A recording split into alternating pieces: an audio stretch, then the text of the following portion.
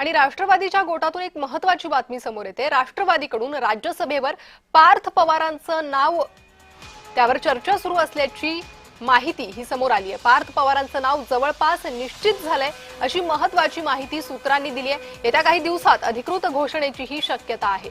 महत्त्वाची बातमी आहे राष्ट्रवादी संदर्भात। पार्थ पवार यांचं राज्यसभेसाठी नाव हे जवळपास निश्चित असल्याची माहिती सूत्र देत आहेत। अधिक माहिती घेणार आहोत आमचे प्रतिनिधी ज्योत्स्ना गंगणे यांच्याकडून। ज्योत्स्ना, अत्यंत महत्त्वाची बातमी आहे राष्ट्रवादीच्या गोटातून।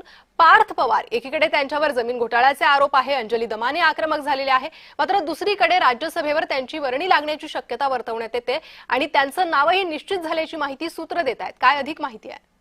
अगदी बरोबर, आपण बघितलं की कालच जी आहे ती सर्वपक्षीय एक शोकसभा अजित पवार जे आहेत त्यांच्यासाठी ठेवण्यात आलेली होती आणि त्या शोकसभेमध्ये मोठ्या प्रमाणात जे आहेत ते सर्वच पक्षाचे नेते आले होते। अशातच पार्थ पवार जे एकूणच पवार कुटुंबीय जे आहे ते आता राजकारणामध्ये पूर्णपणे सक्रिय झालेलं आहे आणि पार्थ पवार यांना राष्ट्रवादी अजित पवार गटाकडून राज्यसभेमध्ये पाठवण्याची तयारी जी आहे ती राष्ट्रवादीच्या गोटातून करण्यात येत आहे।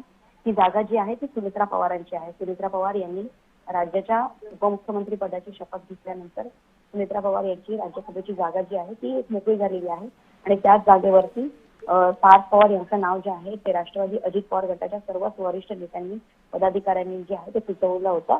मग त्याच्यावरती एक सर्वपक्षीय बैठक होणं आणि खास करून महायुतीची बैठक जी आहे ती होणं महत्वाचं होतं आणि त्याच पद्धतीने सुनेत्रा पवार असतील, प्रफुल्ल तटकरे आणि सुनेत्रा पवार, प्रफुल्ल पटेल आणि सुनील तटकरे यांनी जे आहे याबाबतची चर्चा जी आहे ती महायुतीच्या इतर पक्षांची आणि खास करून देवेंद्र फडणवीस यांच्याशी सुद्धा केलेली आहे आणि त्यामुळे पार्थ पवार यांच्या नावाची निश्चिती करण्यात आलेली आहे। ज्या जागेवरती अजित पवार होते त्या जागेवरती सुनेत्रा पवार यांनी उपमुख्यमंत्री पदाची शपथ घेतली, तर राज्यसभेमध्ये ज्या जागेवरती सुनेत्रा पवार होते त्या जागेवरती त्यांचा मुलगा पार्थ पवार शपथ घेण्याची माहिती जी आहे ती सूत्रांकडून मिळते। दुसरीकडे आपण बघतोय की पार्थ पवार यांच्या नावाला पक्षातून कोणताही विरोध झालेला नाही आणि महायुती सरकारमध्ये सुद्धा पार्थ पवार यांच्या नावासाठी जे आहे ते सकारात्मक आहे। खास करून जर शिंदे शिवसेनेचे नेते जर पाहिले तर त्यांनी सुद्धा पार्थ पवार या नावावरती एक सकारात्मकता दर्शवलेली आहे।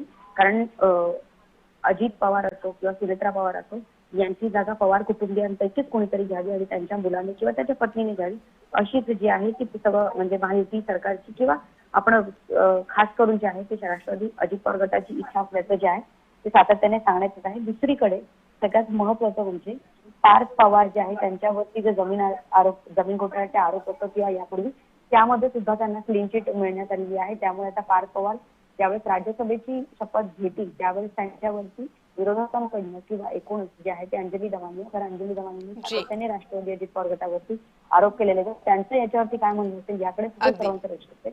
कारण सुनेत्रा पवार यांची राज्यसभेची जागा जी आहे ती वेकंट आहे, त्यांनी त्या पदावरचा राजीनामा दिलेला आहे, मात्र त्यांची जागा जी आहे येत्या 6 महिन्यांमध्ये त्या जागेवरती दुसरं कोणाला तरी बसवण्याची एक अगदी ज्योत्स्ना, त्यामुळे आता राज्यसभेवर पार्थ पवार यांची वर्णी लागते का ते पाहणं महत्वाचं आहे। धन्यवाद तुम्ही दिलेल्या सविस्तर माहितीसाठी।